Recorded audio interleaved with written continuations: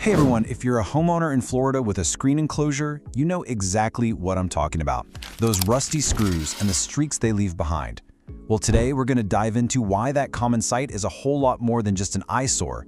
It's actually a major warning sign about the safety of your entire structure. So let's start with what you see first, right? Those kind of ugly reddish-brown stains running down the aluminum of your pool cage. And it's so easy to just shrug it off and think, that's just Florida for you. Yeah, take a look at this picture.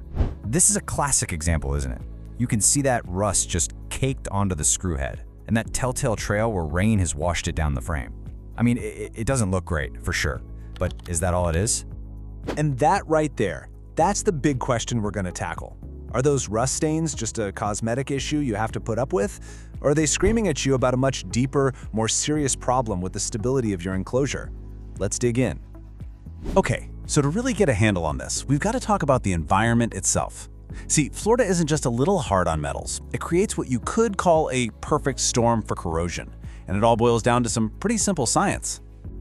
This map really lays it all out. Florida is basically surrounded by salt water, so the air is constantly filled with this corrosive salt spray. Now you add in our famous high humidity, the intense sun, and that constant cycle of getting wet and drying out, and you've got an environment that just loves to eat away at metal.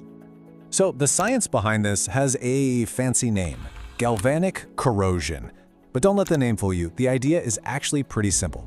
It happens whenever you have two different metals, like your steel screw and your aluminum frame, touching each other while they're wet with something like salt water.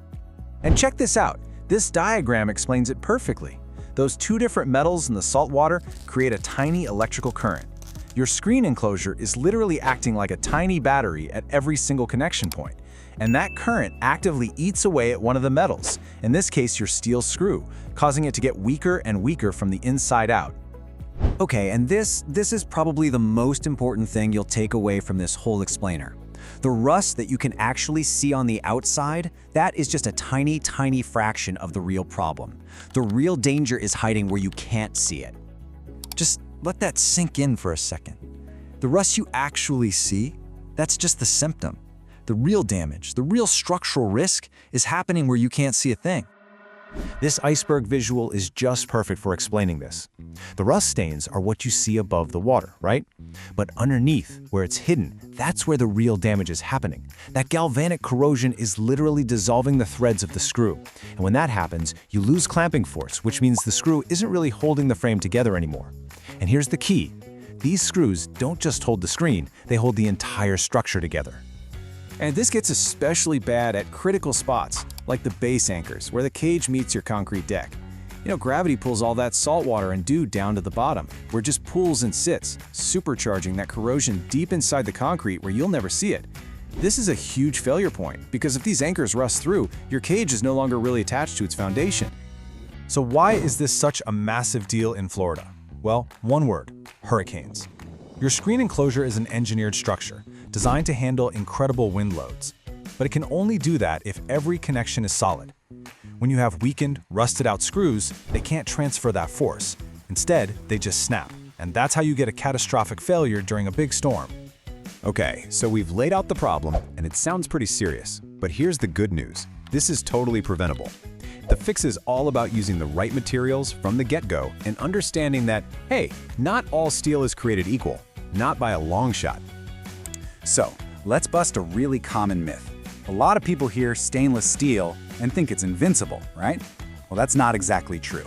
The standard stuff, 304 grade, is fine if it's indoors, but it gets eaten alive by salt air. What you really need for coastal areas is 316 marine grade stainless. It's got an extra ingredient, molybdenum, that makes it super resistant to salt. In a place like Florida, this isn't an upgrade, it's an absolute necessity. And here's another hidden danger you've got to watch out for: coated screws. A lot of enclosures are built with cheap steel screws that are just painted. The problem is that paint is super brittle. The second you drive that screw in with a drill, the paint chips off, just like you see here. And now you've got a little opening where moisture gets trapped and the steel underneath starts to rust like crazy, sometimes even faster than if it had no paint at all. So you might be looking at your own enclosure right now and wondering, okay, what do I do? This little chart here is an awesome guide. If you're just seeing some surface rust on the screw heads but everything feels rock solid, you're probably looking at scenario A, a simple maintenance job to swap in some new 316 marine-grade screws. But if you've got anchors spinning in the concrete or the cage wobbles at all, that's a huge red flag. You're in scenario B territory, and that calls for a real structural repair. All right, let's talk about how to fix this stuff the right way. Because whether you're just doing maintenance or a full-on restoration, there is a correct way to handle it and a simple way to prevent it from happening again. Now you might be tempted to think, hey, I'm handy, I'll just grab a drill and swap these out myself. But whoa, be really careful here. This is a high-risk move. Those rusted screws have often chemically welded themselves to the aluminum. So when you try to back them out, the head just snaps right off, leaving the rest of the screws stuck in the frame. Now you've got a way bigger problem that involves drilling, which can easily damage the structure. So what does the professional approach look like? Well, it's a whole system, not just a screw.